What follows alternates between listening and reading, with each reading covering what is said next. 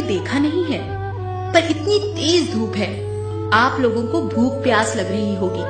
आप लोग अंदर चलकर कुछ खा लीजिए। महिला की बात सुन पहले एक बुजुर्ग ने उससे पूछा, क्या तुम्हारे पति घर पर हैं? वो तो इस वक्त काम पर गए हैं। तो हम आपके घर नहीं आ सकते।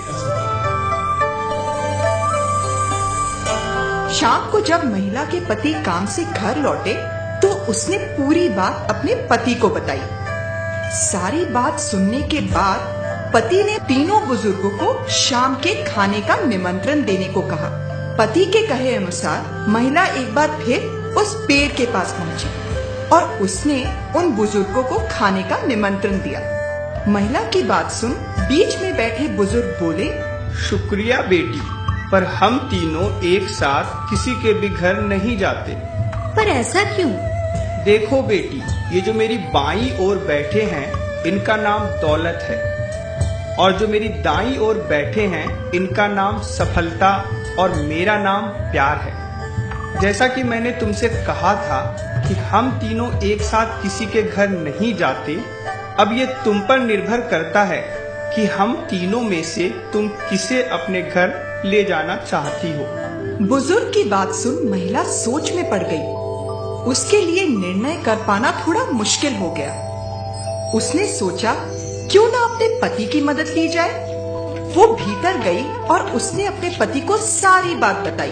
पत्नी की बात सुनने के बाद पति बोले, मुझे लगता है हमें दौलत को अपने घर ले आना चाहिए, क्योंकि उसके आते ही हम माला माल हो जाएंगे।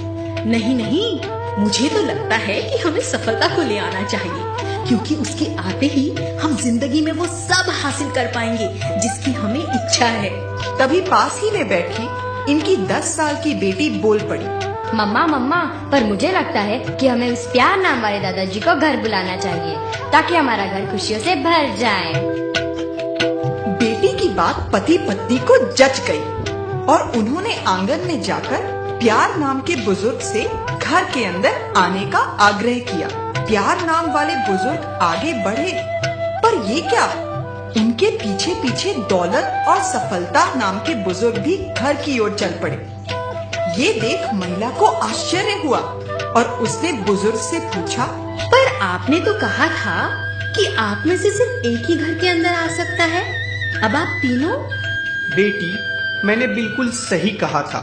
अगर तुमने दौलत या सफलता में से किसी एक को चुना होता तो बाकी दो घर के बाहर ही रह जाते, पर क्योंकि तुमने प्यार को चुना है, सो जहाँ प्यार रहता है वहाँ दौलत और सफलता तो खुद ब खुद चली आती है।